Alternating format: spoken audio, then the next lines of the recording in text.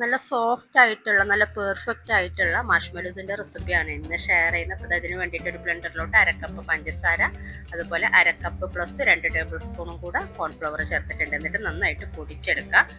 അപ്പോൾ നന്നായിട്ട് പൊടിച്ചെടുത്തിട്ടുണ്ട്. ഇനി നമ്മൾ സെറ്റ് ചെയ്യാൻ വെക്കുന്ന മോൾഡിൽ ആദ്യം ഒരിച്ചിരി എണ്ണ തടവി കൊടുക്കുന്നുണ്ട്. എന്നിട്ട് ഇതിൻ്റെ മുകളിലോട്ട് നമ്മൾ പൊടിച്ച ഒരിച്ചിരി പൊടിയും കൂടെ ഇതുപോലെ ഇട്ട് കൊടുത്തിട്ട് ഒന്ന് തട്ടി കൊടുക്കുന്നുണ്ട്.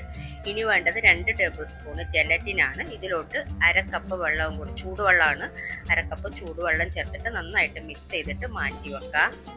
ഇനി ഒരു പാത്രത്തിലോട്ട് 1 കപ്പ് പഞ്ചസാര ചേർത്ത് കൊടുത്തിട്ടുണ്ട്. അതുപോലെ ഇതിലോട്ട് അരക്കപ്പ് വെള്ളം ചേർത്ത് കൊടുക്കുക. ഇനി ഇത് നന്നായിട്ട് തിളപ്പിച്ച് ഒരു നൂൽ പരുവമാകുന്നവരെ ഇത് തിളപ്പിച്ചെടുക്കണം. അപ്പോൾ അതിനു മുന്നേ നന്നായിട്ട് ഇത് തിളച്ച് വരുമ്പോൾ ഇതിലോട്ട് പകുതി നാരങ്ങ നീര് ചേർത്ത് കൊടുക്കുന്നുണ്ട്. ഇനി ഇത് ഒരു മീഡിയം ടു ലോ ഫ്ലെയിമിൽ വെച്ചിട്ട് വേണം ഇത് തിളപ്പിച്ചെടുക്കാനായിട്ട്. ഒരു നൂൽ പരുവമാകുന്നവരെ ഇതുപോലെ ഒന്ന് തിളപ്പിച്ചെടുക്കുക. നമ്മൾ ഇങ്ങനെ തൊട്ട് നോക്കുമ്പോൾ നമുക്ക് ഇങ്ങനെ അറിയാൻ പറ്റും, ഇങ്ങനെ ഒരു നൂൽ പോലെ കിട്ടുന്നില്ലേ. അപ്പോൾ ഈ ഒരു പരുവമാകുന്നവരെ ഇത് തിളപ്പിച്ചെടുക്കുക. ഈ ഒരു സമയത്ത് ഇതിലോട്ട് നമ്മൾ കുതിർത്ത് വെച്ചിട്ടുള്ള ജലാറ്റിൻ ചേർത്തിട്ട് നന്നായിട്ട് മിക്സ് ചെയ്യുക. തീ കുറച്ച് വെച്ച് അരമിനിറ്റൊക്കെ തിളപ്പിച്ചാൽ മതി. എന്നിട്ട് ഇത് ഫ്ലെയിം ഓഫ് ചെയ്തിട്ട് ഒരു പാത്രത്തിലോട്ട് ആക്കി കൊടുക്കാം. എന്നിട്ട് ചൂടാറിയതിന് ശേഷം ഇത് എഗ് ബീറ്റർ വെച്ചിട്ട് ഇത് നന്നായിട്ട് ബീറ്റ് ചെയ്തെടുക്കുക. ഒരു 4-5 മിനിറ്റൊക്കെ ഒന്ന് ബീറ്റ് ചെയ്തെടുക്കുക. ഇതൊരു 4 മിനിറ്റ് ബീറ്റ് ചെയ്തപ്പോൾ തന്നെ ഓക്കെ ആയിട്ടുണ്ട്. 4-5 മിനിറ്റ് മാത്രം ബീറ്റ് ചെയ്താൽ മതി. ഈ ഒരു പരുവാണ് കേട്ടോ വേണ്ടത്.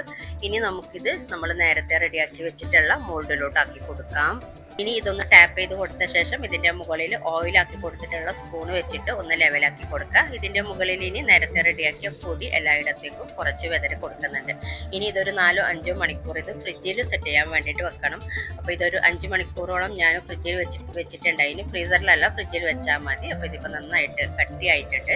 ഇനി നമ്മൾ ഇതുപോലെ സൈഡൊക്കെ ഒന്ന് ഇളക്കി കൊടുക്കുക. അപ്പം നമ്മൾ ഇതുപോലെ കത്തിയൊക്കെ യൂസ് ചെയ്യുമ്പോൾ അതിൽ എണ്ണ ഒന്ന് പുരട്ടി കൊടുക്കുക. അതുപോലെ നമ്മൾ റെഡിയാക്കിയ പൊടിയൊക്കെ നല്ലോണം കത്തിയിലും അതുപോലെ നമ്മുടെ കയ്യിലും ഒക്കെ ആക്കി കൊടുത്തിട്ട് വേണം നമ്മളിത് ഇതിൽ നിന്നും ഡീമോൾഡ് ചെയ്തെടുക്കാനായിട്ട്. നല്ലോണം ഒട്ടിപ്പിടിച്ച പോലെ ഉണ്ടാവും. എന്നിട്ട് ഇതുപോലെ ഇങ്ങനെ സൈഡിലും എല്ലായിടത്തും പൊടി ഇതുപോലെ ആക്കി കൊടുക്കുക.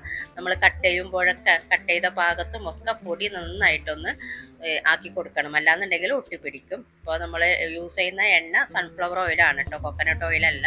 അപ്പോൾ ഇതുപോലെ ഇങ്ങനെ പൊടിയൊക്കെ ആക്കി കൊടുത്തിട്ട് വേണം നമ്മൾ കട്ട് ചെയ്തെടുക്കാനായിട്ട്. ഓരോ ഭാഗത്തും കട്ട് ചെയ്ത ഭാഗത്തും എല്ലായിടത്തും പൊടി ഒന്ന് ആക്കി കൊടുക്കാം കേട്ടോ.